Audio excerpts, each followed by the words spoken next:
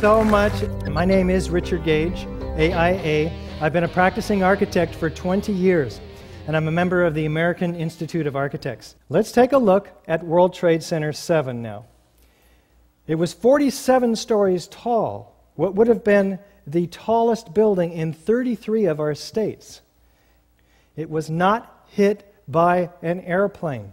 Let's take a look at the evidence of World Trade Center 7 and see how it stacks up against the typical features of a controlled demolition, starting with, is there a sudden onset of destruction? Let's listen to this emergency word. We were watching the building actually because it was on fire. The bottom floors of the building were on fire, and we heard this sound that sounded like a clap of thunder.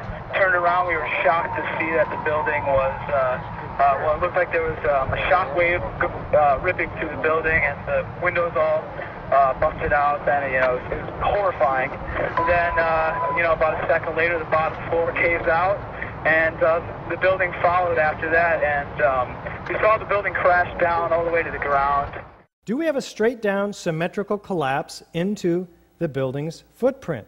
Let's listen to Dan Rather narrate this collapse for us as we take our first look at the collapse of Building 7. Now we go to videotape the collapse of this building.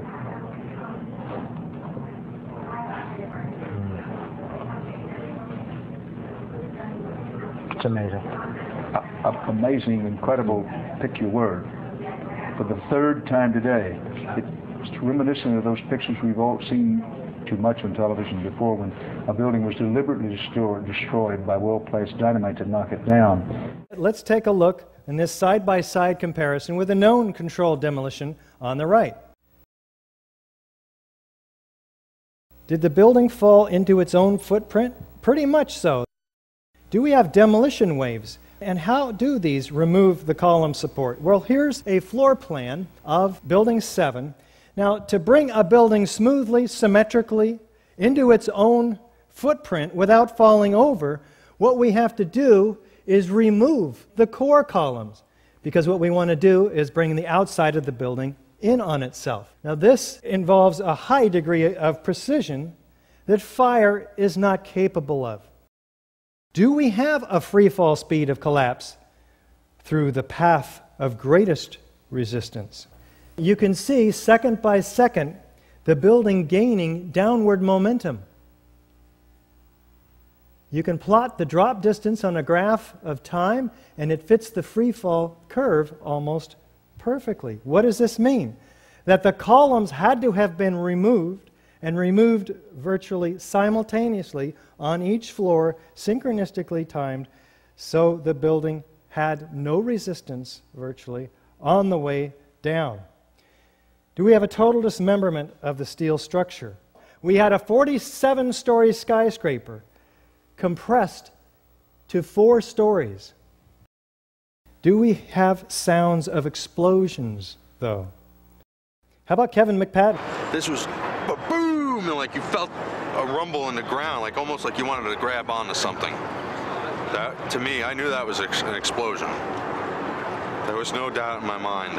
Do we have enormous clouds of pyroclastic smoke from the pulverized concrete? Watch the concrete entrained in the air racing down every street in each direction at 35 miles an hour. Do we have pools of molten iron?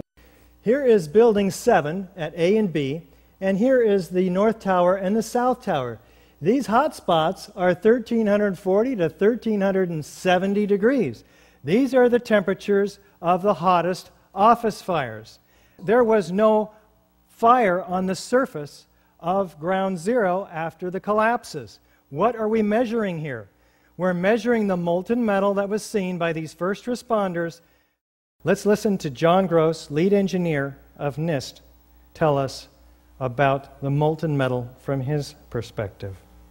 First of all, let's go back to your basic premise that there was a pool of molten steel. I know of absolutely nobody, and no eyewitness who said so, nobody who's produced it. You'd get down below and you'd see molten steel running down the channel rails. Like you're in a foundry. Mm-hmm. Yeah, like lava. Like it was like lava from a volcano. No eyewitness who said so. There actually melted beams where it was molten steel that was being dug out.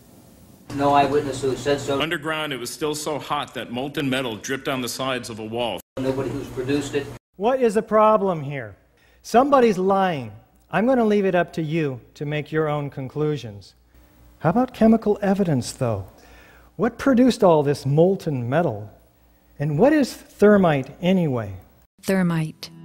An incendiary used by the military, thermite is a compound of iron oxide and aluminum, which when ignited sustains an extreme heat reaction, creating molten iron.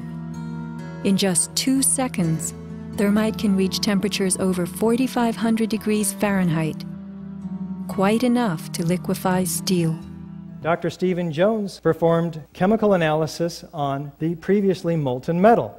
Dr. Jones received no less than 4 separate samples of World Trade Center dust, some of it from Jeanette McKinley's apartment across the street, where the windows blew in and filled her apartment with dust. Another sample was found like 10 minutes later on the Brooklyn Bridge. Well, he takes this and he puts a magnet over it, and he finds that there are small particles that come up to the magnet. Some of them are angular, some of them are round. They look like this. If you had thousands of cutter charges going off in the columns and beams throughout the building, and they were under this incredible pressure, what you'd see is something like this. Tens of thousands or millions of tiny droplets. What's the shape of those droplets?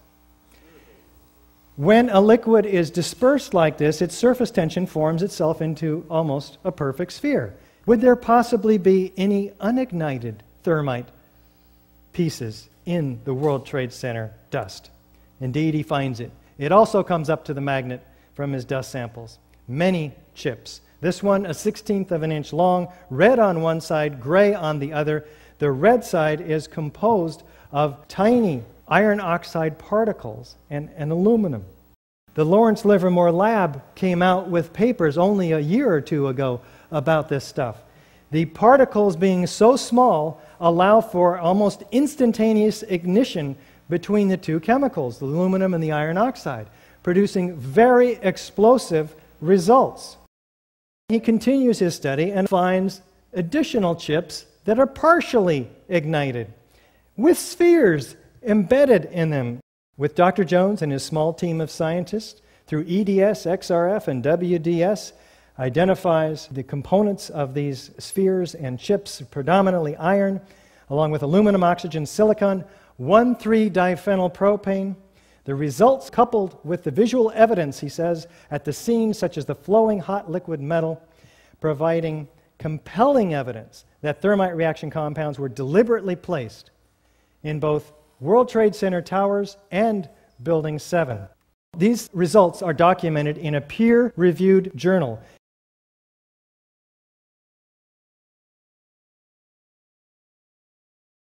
Let's listen to what FEMA did conclude, because it is interesting. Evidence of a severe high-temperature corrosion attack on the steel, including rapid oxidation, sulfidation, and subsequent intergranular melting. Very interesting. Remember, office fires don't melt steel. What melted this steel? Capable of turning a solid steel girder into Swiss cheese, like this former wide flange column from the structural steel in Building 7. Now, they document this very carefully in their Appendix C.